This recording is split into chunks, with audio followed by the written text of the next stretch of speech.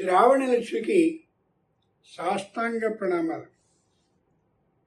శ్రావణం నేటి విశేషం అనే ఈ ధారావాహిక కార్యక్రమంలో ఈ రోజున అంటే భారతదేశంలో లౌకికంగా ఆగస్టు 25వ తేదీ అవుతుంది.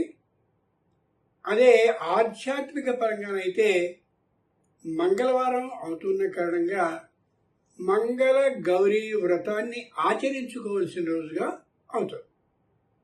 అంచేత కిందటి మంగళవారం నాడు ఏ విశేషాలైతే మంగళ గౌరీ వ్రతానికి సంబంధించినవి చెప్పుకున్నామో వాటికి అనుబంధంగా అప్పుడు చెప్పుకున్నవి కాక మరికొన్ని కొత్తగా విశేషాల్ని తెలుసుకుందాం. స్త్రీలందరూ చేసుకోవాల్సినటువంటి అమోఘమైన వ్రతం మంగళ గౌరీ వ్రతం. కొందరు 1 సంవత్సరం మాత్రమే శ్రావణ మాసంలో దీన్ని చేసుకుంటారు. కానీ 5 సంవత్సరాల పాటు క్రమంగా ప్రతి సంవత్సరము క్రమం తప్పకుండా శ్రావణ మాసంలో చేసుకునే విధానం సంప్రదాయంగా కూడా వస్తోంది. ఎందుకు 5 సంవత్సరాలు? 1 సంవత్సరం చేసుకుంటే చాలుగా. అదే అమ్మవారికి ఒకసారి నమస్కరించుకున్న తర్వాత అమ్మవారు ఈ పిల్లని గర్భవతిగా చేశాక, చక్కని సంతానాన్ని అందించాక చాలు అని చప్పట్లు కొడుతూ అలా మామూలుగా చేతులు లుపుకున్నట్టయితే అది పద్ధతి కాదు అని అనుకున్నాం కదా. అంచేత 5 సంవత్సరాల పాటు అలా ఆచరిస్తూ ఉన్నట్లయితే పుట్టినటువంటి సంతానానికి మంచి జ్ఞానం, శారీరక ఆరోగ్యం అన్నీ కలిగే అవకాశాలు ఉంటాయి.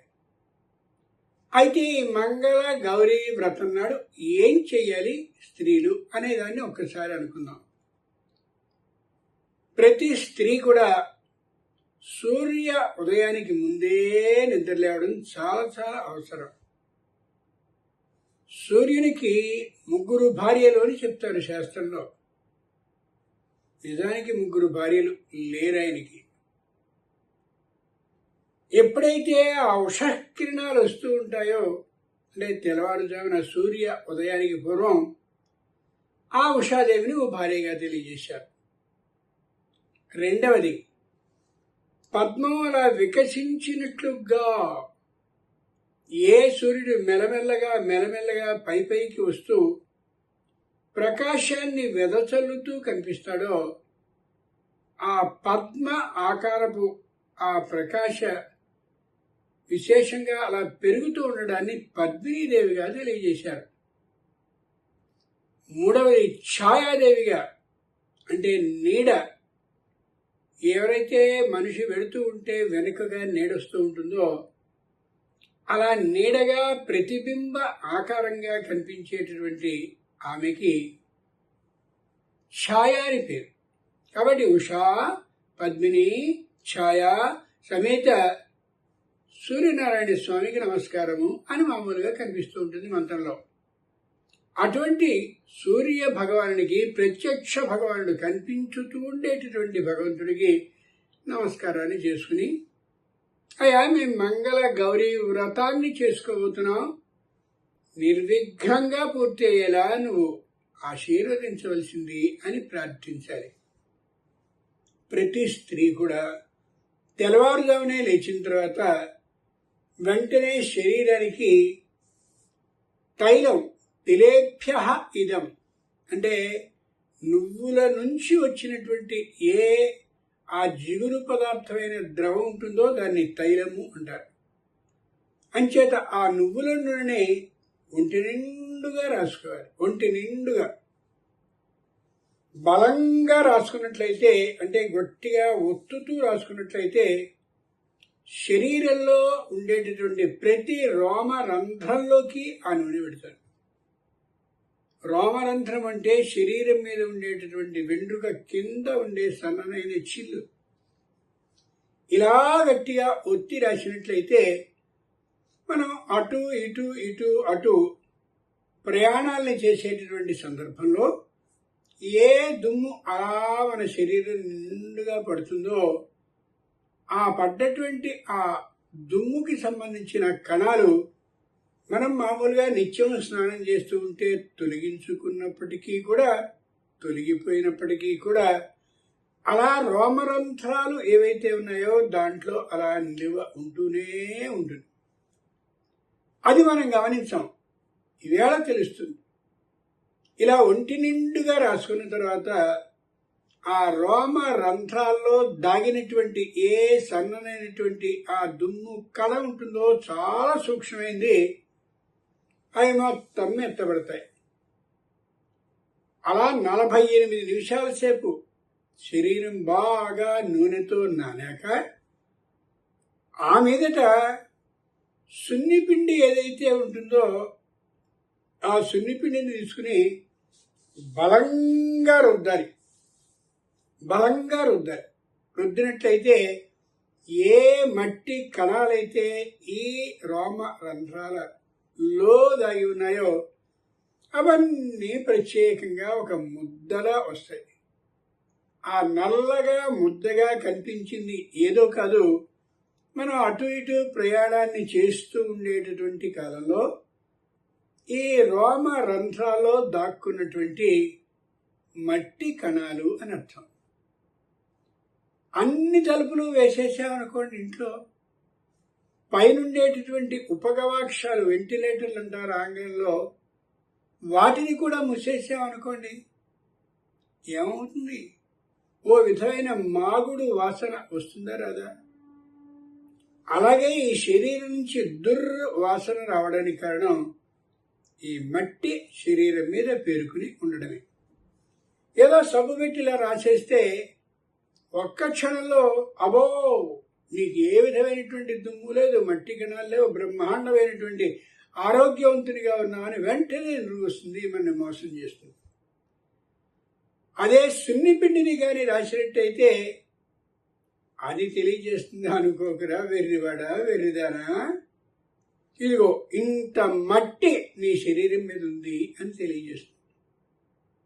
ఎప్పుడైతే ఇలా బలంగా రుద్దామో అలా ఇంటికి అలా కిటికీలు ఉపగవాక్షాలు మూసేసిన తర్వాత మొత్తం అంతా తలుపులు తెరిచిన తర్వాత, అంటే ఒకప్పుడు మూసేసి ఉంచాక ఇప్పుడు తెరిచాక చక్కని గాలి ప్రసరిస్తుందో, ఇంట్లో ఉన్న దుర్వాసన తొలగిపోతుందో, అలా ఈ రోమ రంధ్రాల్లో ఉన్న మట్టిని సున్నిపిండి ద్వారా తొలగించగానే లోపల ఉన్నటువంటి స్వేదం, అంటే ఆ చిరు చెమట ఏదైతే ఉందో అది అవతలికి వస్తుంది. ఒళ్ళంతా చెమటలు పడుతుంది. చెమట పట్టడం అంటే ఏ లోపల ఉండిపోయి శరీరానికి హాని కలిగించేటటువంటి ఏ క్రిములైతే ఉన్నాయో ఆ క్రిములన్నింటినీ కూడా స్వేద రూపంగా, చెమట రూపంగా బయటికి పంపించే దివ్యమైన పదార్థం ఏంటంటే సున్నిపిండి అన్నమాట. చాలామంది స్త్రీలకి సున్నిపిండిని ఎలా తయారు చేసుకోవాలో తెలుసు. అంచేతనే ప్రాచీనమైనటువంటి రోజుల్లో ఓ 10 మంది ఒక చోట కూర్చుని 10 మందికి కావలసినటువంటి ఆ సున్నిపిండిని ఆ పదార్థాలతో చక్కగా చేసుకుని అందరూ అలా పంచుకునేవారు. ఒకటి ఐకమత్య కలుగుతుంది, రెండవది స్వచ్ఛమైన ఏ విధమైన కల్తీ లేని అంగళ్ళలో ఎలా అయితే కొద్దిగా తేడాలు ఉంటూ ఉంటాయో అలా లేనిది అయినటువంటి సున్నిపిండి స్పష్టంగా స్వచ్ఛంగా మనకు వస్తుంది. మరో విశేషం ఏంటంటే అంగళ్ళలో వాళ్ళు అమ్ముతూ ఉంటారు, ఆ సున్నిపిండికి అయ్యేటటువంటి ఖర్చంతో దానికి వారి లాభాన్ని రూపాయికి 2 రూపాయలుగా వేసుకుని దాన్ని మళ్ళీ ప్యాకింగు, కవరింగు, దాని మీద ముద్రణ, అది మళ్ళీ నలుగురు చేతులు మారితే నలుగురు యొక్క ఆ కావాలనేటటువంటి లాభానికి సంబంధించిన రుసుము పడి 10 రూపాయలకి సిద్ధమయ్యేటటువంటి సున్నిపిండి మన ఇళ్లలో 50 రూపాయలు అవుతుంది అక్కడికి వెళ్ళేసరికి. అంటే ఏం చేస్తున్నాం? ఒక విధంగా తక్కువ సొమ్ముతో చేసుకోగలిగినటువంటి దాన్ని, స్వచ్ఛమైన పరిశుభ్రమైనటువంటి దాన్ని ఎక్కువ ధరకి కొంటూ అనారోగ్యకరమైనటువంటిదే మనం వాడుతున్నామని చెప్తాం. నాకేమి అంగళ్ళ వారి మీద ఏ విధమైనటువంటి ద్వేషము, కోపం, అసూయ, పగ లేవు. కానీ ఇది యథార్థమా కాదా కొద్దిగా మీకు మీరుగా ఆలోచిస్తే తెలుస్తుంది. అలా మొత్తం పూర్తిగా చెమట రూపంలో యువతలకు వచ్చాక అప్పుడు కుంకుడుకాయల్ని స్వయంగా అలా చక్కనైనటువంటి పొడిగా కొట్టుకుని ఆ కుంకుడు పొడితో అలా ఒకసారి ఒళ్ళుగాని చక్కగా రుద్దుకున్నట్లయితే ఈ కుంకుడు కాయకుండేటటువంటి ఆ చేదుతనం ఈ శరీరపు రోమ రంధ్రాలలోనికి వెళుతుంది. ఎక్కడైనా సరే క్రిములు, కీటకాలు ఇవన్నీ కూడా ఎక్కడ దుర్వాసన ఉంటుందో, ఎక్కడ అసహ్యకరమైనటువంటి విధానం శరీరం మీద కనిపిస్తుందో అక్కడ చేస్తాయి. ఎప్పుడైతే ఈ చేదుతనాన్ని కుంకుడుకాయ పిప్పి ద్వారా, కుంకుడుకాయ ఆ పొడుం ద్వారా నీళ్లలో తడిపిలా వాళ్ళ ఒంటికి రాసుకుంటామో దాంతో ఈ చేదుతనం శరీరపు రోమ రంధ్రాలలోనికి వెళ్ళి ఏ విధమైనటువంటి చర్మ వ్యాధి రావడానికి అవకాశం లేకుండా చేస్తుంది. ఇంతేకాదు, గోరువెచ్చగా ఉన్నటువంటి నీళ్లలో ఈ కుంకుడుకాయల్ని గట్టిగా కొట్టి గింజల్ని తీసేసి ఆ పై ఉండేటటువంటి తొక్క ఏదైతే ఉంటుందో దాంతో స్త్రీలకి పెద్ద జుట్లు ఉంటాయి కాబట్టి ఆ జుట్టుని 1కి 2 సార్లు, ఒక్కసారి మాత్రమే కాదు, రెండవసారి కూడా అలా పూర్తిగా కుంకుడు పులుసుతోనే రుద్దుకున్నట్లయితే ఆ కుంకుడు కాయకుండేటటువంటి చేదుతనం కారణంగా తలలో ఏ విధమైనటువంటి ఈపెలు, పేలు, ఇంకా వాటి సంతానం ఈ విధమైనటువంటి ఆ వ్యాధులు వచ్చే అవకాశం ఉండదు. మనం ప్రాచీనమైనటువంటి విధానాన్ని దాదాపుగా మానేసుకుని ఈ అంగళ్ళలో దొరికేటటువంటి ఆ సబ్బుల్ని, అలాగే వీటిని, అంతేగాక షాంపూలని వాడుతూ ఉంటే షాంపూని తలకి పెట్టగానే బ్రహ్మాండమైన నురుగు వచ్చాబో, నీ శిరస్సు చాలా బాగుంది, శిరోజాలు అద్భుతంగా ఉన్నాయి అని చెప్తుంది. అది పూర్తి అబద్ధం. ఇలా కానీ చేసినట్లయితే ఆ మెత్తనైనటువంటి కుంకుడికి పైనుండే తొక్కతో వాళ్ళంతా రుద్దినట్టయితే శరీరానికి ఘాట్లు పడ్డం, గీరలు పడ్డం, ఏమో చార్లు పడ్డం ఏముండదు. కానీ ఆ మెత్తనితనానికి శరీరం కూడా మృదువుగా అయ్యే అవకాశం ఉంటుంది. ఈ మంగళ గౌరీ వ్రతం నాడు తల్లి ఈ విధంగా స్నానం చేయడానికి ముందు తన పిల్లలందరినీ కూడా ఒక వరుసలో కూర్చోబెట్టి తానే బలంగా అలా నూనె రాసి ముహూర్తకాలం అంటే 48 నిమిషాల పాటు ఆ పిల్లలందరినీ నాననిచ్చేది. ఆ రోజుల్లో అలా చేసేవారు, మా అమ్మగారు అలా చేస్తూ ఉండేవారు. అలా నానిన తర్వాత వాళ్ళందరికీ సున్నిపిండిని ఇలా గట్టిగా నలిచి ఆ నలిచిన ముద్దని వాడికి చూపిస్తూ, దానికి చూపిస్తూ, చూసావా ఎంత మట్టుందో నీ శరీరం మీద అని తెలియజేస్తుంటే ఆశ్చర్యపడుతూ ఉండేవాళ్ళం. ఆ రోజుల్లో అలా ఆశ్చర్యపడేలా పిల్లలకి చెప్తూ ఉండేవారు తల్లులు. అదే తీరుగా ఈ కుంకుడు పులుసుతోనే తలని తానే బలంగా రుద్దేది తల్లి. ఆలోచించి చూడండి. శరీరానికి గట్టిగా ఆ విధంగా కుంకుడు తొక్కలతో రుద్దడం, అదేవిధంగా శరీరపు ఆ రోమరంధ్రాల్లో ఏ విధమైనటువంటి దుమ్మున్నా దాన్ని కుంకుడు పులుసు ఏదైతే ఉందో దానితోనే ఇలా రుద్దుతూ శరీరం స్పష్టంగా, స్వచ్ఛంగా, ఆరోగ్యకరంగా ఉండేలాగా అందరి విషయంలోనూ చేసేవారు. వాళ్ళందరూ బాగుంటే కదా తల్లి ఆనందంగా ఉంటుంది. ఏ పిల్లలకి ఏ విధమైన చర్మ వ్యాధి వచ్చినా, ఇంక ఏ వ్యాధి వచ్చినా బాధపడేది తల్లే కదా. ఇక్కడ మరో రహస్యం కూడా ఉంది. తల్లి కళ్ళు మనలాంటి కళ్ళు కాదు.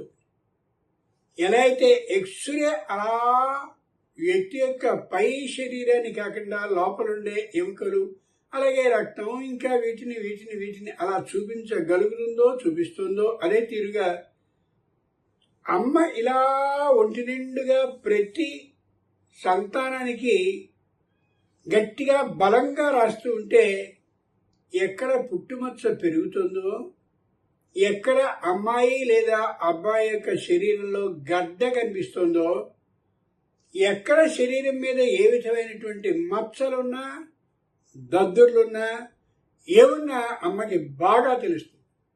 ఎందుకే ఇలా వచ్చింది, దద్దులు ఎక్కడవే, ఈ గాయం ఎక్కడి నుంచి వచ్చింది అని స్పష్టంగా అడుగుతూ ఉండేది అబ్బాయిని అమ్మాయిని కూడా. దాంతో పూర్వం వాళ్ళు చాలా జాగ్రత్తగా ఉండేవారు. ఒంటికి దెబ్బ తగిలేలా చేసుకునేవారే కాదు, ఏ విధమైన దద్దుళ్ళు పొక్కులు అవి వచ్చినా అమ్మకి వెంటనే చెప్తూ ఉండేవారు, లేకపోతే ఆమె పట్టుకుంటుంది కాబట్టి. ఇంతటి ఆరోగ్యకరమైనటువంటి పద్ధతిగా తెల్లవారుజామున లేచి ఇప్పటి వరకు అంటే దాదాపు 8 వరకు ఇదే కార్యక్రమంలో ఉంటూ ఉండేవారు. అది శరీర ఆరోగ్యాన్ని, తద్వారా నేను ఆరోగ్యవతిగా ఆరోగ్యవంతునిగా ఉన్నాను అనే అభిప్రాయం కలిగి మనోధైర్యం సంతానాన్ని కలుగుతూ ఉండేది. తల్లికి పరమ సంతోషంగా ఉంటూ ఉండేది కూడా. వీరందరికీ అయిపోయిన తర్వాత తన భర్తకి ఆ విధంగా చేసి ఆ మీదట తల్లి చేస్తుండేది. అంచేతనే గృహిణీ గృహముచ్యతే. ఇల్లు అంటే ఎవరు అంటే ఇలా కుటుంబపు రక్షణ మొత్తం చూసేటటువంటి ఏ గృహిణి అంటే ఇంటికి సంబంధించిన రక్షణ చేసే ఆ స్త్రీ ఉంటుందో ఆమెను గృహిణి అనేవారు. ఈవేళ దురదృష్టవశాత్తు పనివాళ్ళకి ఆ పనులని అప్పచెప్తూ ఉంటే అలా బాధ్యత అనేటటువంటి దృష్టి లేకుండా మొక్కుబడిగా ఆ పని చేస్తూ ఉంటే శరీరం మీద దద్దులు పొక్కులు అలాగే ఇంకా గడ్డలు గిడ్డలు వస్తూ ఉంటే, మీకు గడ్డలున్నాయా ఇది వాడండి, పొక్కులు వస్తున్నాయా ఇది వాడండి, దద్దులు వచ్చాయా ఇది వాడండి అనే వ్యాపార ప్రకటనల్ని చూసి ఆ ఆయింట్మెంట్లన్నింటినీ రాసుకుంటూ ఉంటే కొత్త వ్యాధి వస్తుంది చర్మానికి. బాగా గుర్తుంచుకోండి. ఆ చర్మ వ్యాధి రాగానే వెంటనే లోపలికి మాత్రలు వేసుకోవడం, ఇది ఇంత మరీ ప్రమాదకరమైనది. శరీరానికి వచ్చిన చర్మ వ్యాధికి వైద్యం పైనే చేయడం చాలా మంచిది. అది సాధ్యం కాకపోయినటువంటి పక్షంలో లోనికి మాత్రలు వేయడం అనేది జరిగిపోతుంది. పూర్వం రోజుల్లో అలా ఒప్పుకునేవారు కాదు.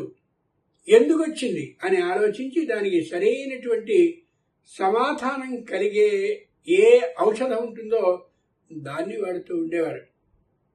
ఇలా శరీర ఆరోగ్యాన్ని కానీ రక్షించుకుంటూ ఉన్నట్లయితే మానసికమైన ఆరోగ్యం, బుద్ధిపరమైనటువంటి వికాసము స్పష్టంగా ఉంటుంది.